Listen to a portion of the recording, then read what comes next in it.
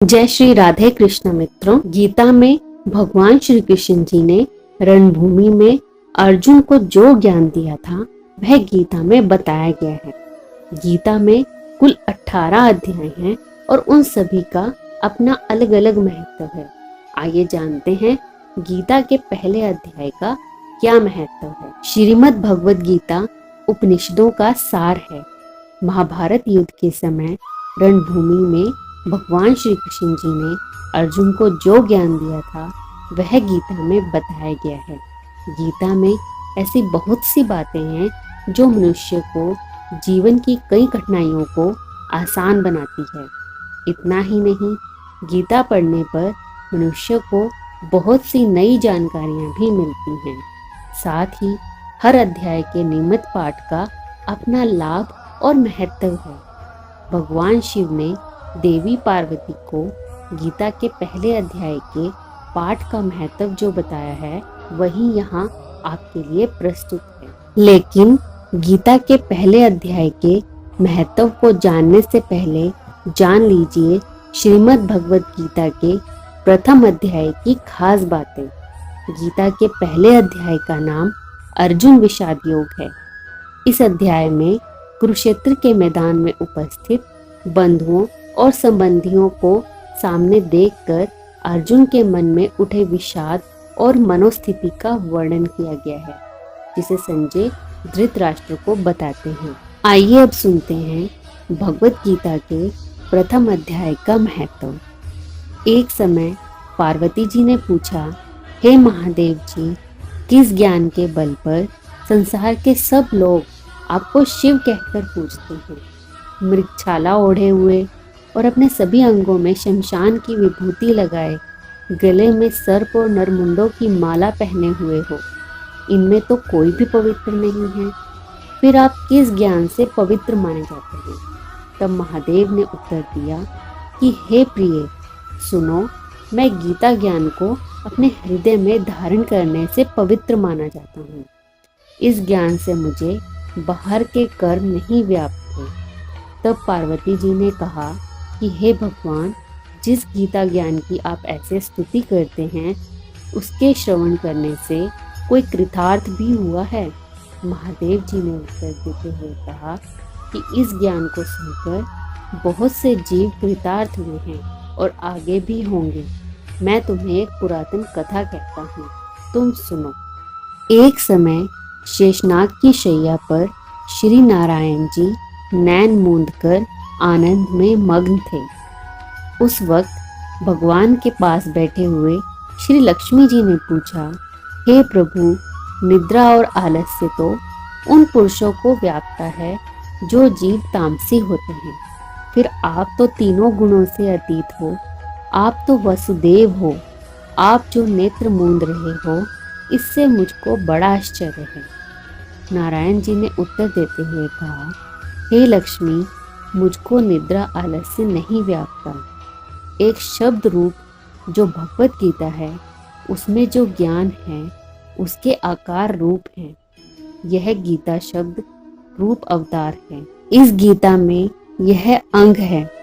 5 अध्याय मेरे मुख हैं, 10 अध्याय मेरी भुजा है, 16वां अध्याय मेरा हृदय और मन और मेरा उदर है, 17वां अध्याय मेरी जंघा है, 18वां अध्याय मेरे चरण हैं, गीता श्लोक ही मेरी नाड़ियां हैं और जो गीता के अक्षर हैं वो मेरा रोम है। ऐसा मेरा शब्द रूपी जो गीता ज्ञान है उसी के अर्थ मैं हृदय में विचार करता हूँ और बहुत आनंद प्राप्त होता हूँ। लक्ष्मी जी बोली, हे श्री नारायण जी, जब श्री गीता जी का इतना ज्ञान है तो उसको सुनकर कोई भी जीव कृतार्थ भी हुआ है, सो मुझे कहो। तब श्री नारायण जी ने कहा, हे लक्ष्मी, गीता ज्ञान को सुनकर बहुत से जीव कृतार्थ हुए हैं, सो तुम श्रवण करो।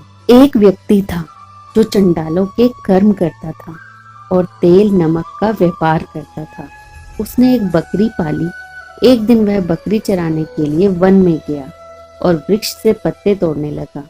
वहां उसे एक सांप ने डस लिया जिससे वह तुरंत मर गया। मरने के बाद उसने बहुत से नर्क भोगे और फिर उसका जन्म बैल के रूप में हुआ। उस बैल को एक भिक्षुक ने मोल लिया। वह भिक्षुक उस पर चढ़कर सारा दिन भीख मांगता था और जो कुछ भिक्षा में मिलता उसे अपने परिवार के साथ मिलकर खाता, और वो बैल सारी रात द्वार पर खड़ा रहता। उसके खाने पीने का कोई भी ख्याल नहीं करता था और सुबह होते ही बैल पर चढ़कर फिर मांगने के लिए निकल जाता। जब बहुत दिन हो गए तो वह बैल भूख से गिर गया, लेकिन उसके प्राण नहीं निकले। नगर के लोगों ने देखा और उस बैल को कोई तीर्थ का फल दे तो कोई व्रत का फल दे, तब भी उस बैल के प्राण नहीं छूटे। एक दिन गणिका आई। उसने लोगों से पूछा, यह कैसी भीड़ है? तो उन्होंने कहा कि इसके प्राण नहीं निकलते, अनेक पुण्यों का फल दे रहे हैं तो भी इसकी मुक्ति नहीं होती। तब गणिका ने कहा कि मैंने जो कर्म किया है उसका फल मैंने इस बैल को दिया है। इतना कहते ही बैल की मुक्ति हो गई। तब बैल ने एक ब्राह्मण के घर जन्म लिया। पिता ने उसका नाम सुशर्मा रखा। उसके पिता ने उसको पढ़ाया लिखाया। उसको अपने पिछले जन्म की सुध थी। उसने एक दिन मन में विचार किया कि जिस गणिका ने मुझे बैल की योनि से छुड़ाया था उसके दर्शन करूं। विप्र चलते चलते गणिका के घर गया और कहा, आप मुझे पहचानती हैं? गणिका ने कहा, मैं नहीं जानती तुम कौन हो। तब उसने कहा कि मैं वही बैल हूँ जिसको आपने अपने पुण्य दिए थे। तब मैं बैल की योनि से छूटा था। अब मैं विप्र के घर जन्मा हूँ। आप अपना पुण्य बताएं। गणिका ने कहा कि मैंने अपने जन्म में पुण्य नहीं किया, परंतु मेरे घर एक तोता है, वह रोज सवेरे कुछ पढ़ता है। मैं उसका वाक्य सुनती हूँ। उस पुण्य का फल मैंने तुम्हें दे दिया। तब विप्र ने तोते से पूछा कि तू सवेरे क्या पढ़ता है? तोते ने कहा कि मैं पिछले जन्म में विप्र का पुत्र था। मेरे पिता ने मुझे गीता के पहले अध्याय का पाठ सुनाया था। एक दिन मैंने गुरु से कहा कि मुझको आपने क्या पढ़ाया है। तब गुरुजी ने मुझे शाप दे दिया कि तू तोता बन जा। इसके बाद से मैं तोता बन गया। एक दिन बहेलिया मुझे पकड़ ले आया और एक विप्र ने मुझे मोल ले लिया। वह विप्र भी अपने पुत्र को गीता का पाठ सिखाता था। तब मैंने भी यह पाठ सीख लिया। उसी दिन विप्र के घर में चोर घुस गए। उन्हें धन तो प्राप्त नहीं हुआ, लेकिन वह मेरा पिंजरा उठा लाए। उनकी यह गणिका मित्र थी। वह मुझे उनके पास ले आए। सो मैं नित्य प्रातः गीता जी के पहले अध्याय का पाठ करता हूँ, जिसे यह गणिका सुनती है, पर इस गणिका को समझ में नहीं आती जो मैं पढ़ता हूँ। वही इस गणिका ने तेरे निमित्त दिया था। वह श्री गीता जी के पहले अध्याय का फल था। तब विप्र ने कहा कि हे तोते, तू भी विप्र है, मेरे आशीर्वाद से तेरा कल्याण हो। सो हे लक्ष्मी। विप्र जी के इतना कहते ही तोता मुक्ति को प्राप्त हो गया। तब यह गणिका ने बुरे कर्म छोड़े, भले कर्म ग्रहण किए और नित्य स्नान करके श्री गीता जी के प्रथम अध्याय का पाठ करना शुरू कर दिया, जिससे उसकी भी मुक्ति हो गई। ऐसा है गीता के प्रथम अध्याय के पाठ का महत्व।